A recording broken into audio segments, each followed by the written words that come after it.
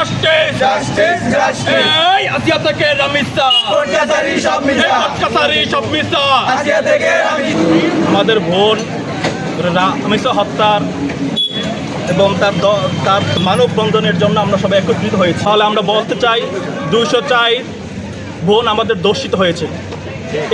এই ধর্ষণের বিচার আমরা এখনো পাইনি।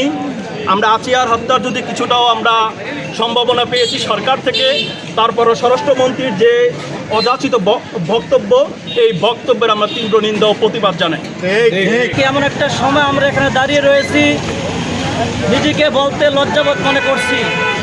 এমন একটা সময় পার করছি যেই সময় আমরা মনে করছিলাম নতুন সরকার আসলে হয়তোবা আমাদেরকে নিরাপত্তা দিতে পারবে। যেই কাজ রাষ্ট্রের করার কথা, সেই কাজ রাষ্ট্রকে করানোর জন্য আমাদের মতো শিক্ষার্থীদেরকে মাঠে নেমে সরকারকে জানিয়ে দিতে হয়ে সরকার আমাদের রাষ্ট্রকে আজও কি নিরাপত্তা রয়েছে? আমরা প্রতিনিয়ত মিডিয়ার মাধ্যমে দেখতে পাই শিশু থেকে নারী, নারী থেকে কিশোর, এমনকি বৃদ্ধা কেউই ধর্ষণের শিকার থেকে রেহাই পায়নি। আসিয়া থেকে বর্তমান রামিসা পর্যন্ত পৌঁছেছে। আমরা চাই সুষ্ঠু তদন্তের মাধ্যমে একটা বিচার কার্যালয় করুক। আপনি যদি একটা সুষ্ঠু তদন্তের মাধ্যমে আমাদের জাতির কাছে একটা বিচার কার্যালয় করতে পারেন, ইনশাল্লাহ আপনি বিশ্বের কাছে, বাংলাদেশের কাছে আইডল হয়ে থাকবেন। আমরা এমন একটি সময়ে এখানে একত্রিত হয়েছি যখন আসলে বলবার কিছু নেই। আমাদের এখন শুধু পাওয়ার কথা ছিল, আমাদের দৃশ্যমান বিচার পাওয়ার কথা ছিল, কিন্তু তার পরিবর্তে আমরা বিচার কার্য সম্পাদন হওয়ার পরিবর্তে আমরা এখানে দাঁড়িয়ে আছি, কথা বলছি। রাষ্ট্রের কাঠামো নিয়ে আমাদেরকে কথা বলতে হচ্ছে।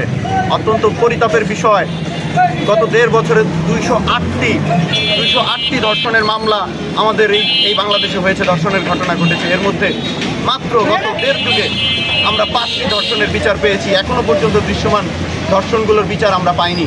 এই বিষয়গুলো নিয়ে ভাবেন, তাহলে আমাদের জন্য মঙ্গলকর হবে। শুধুমাত্র রামিসার বাবাকে একটি মাত্র বাসাদ আমরা প্রদান করে আমরা এই সমস্যার সমাধানে আসতে পারবো না। শুধুমাত্র তার পরিবারকে সাময়িক সান্ত্বনা দিয়ে আমরা এর সমাধানে আসতে পারবো না।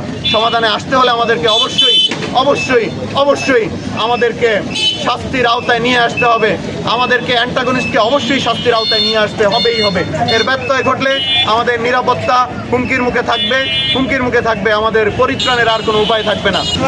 আমি একটি কথা বলতে চাই, দেশে আইন আছে, বিচার নাই, প্রশাসন আছে, মানুষের নিরাপত্তা নাই। অতএব আমাদের নিরাপত্তা নিশ্চিত করতে হবে।